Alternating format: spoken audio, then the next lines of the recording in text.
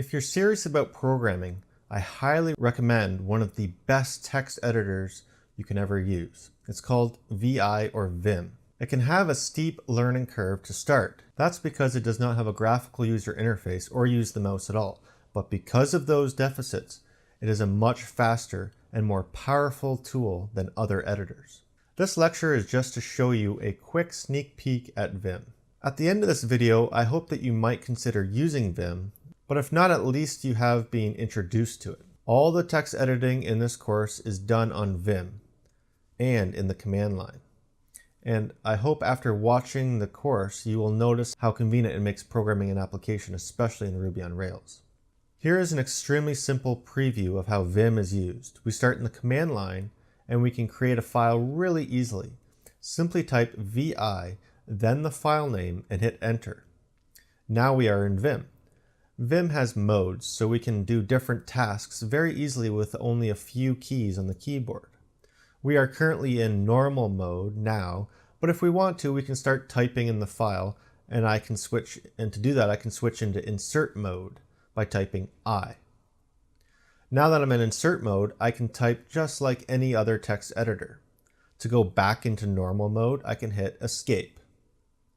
When in normal mode, I can move the cursor around the screen using the keys H, J, K, and L, like so.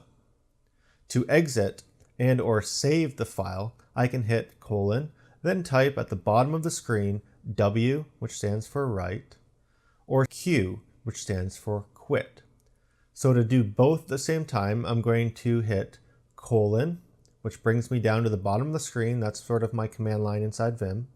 And then I'll type WQ.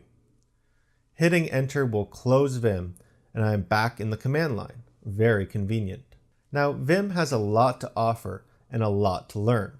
So to help you out, I have created a course on learning Vim, and I encourage you to try the course if the Vim interests you at all. The course is on Udemy. To recap, we have been introduced to the text editor Vim and seen some of the very basic Vim commands. Now, like I said, we only went through like 3 or 4 commands, and Vim is a massive tool. So I encourage you, if you are interested, to take the course or to look up things online to learn more about it. It's really, really great. In the next lecture, we will look at some of the very basic command line commands that we're going to be using throughout the course. So I encourage you to pay attention in that video so you understand some of the things that I will be doing in the live sessions, because that may be a little complicated if you've never seen it before. See you then.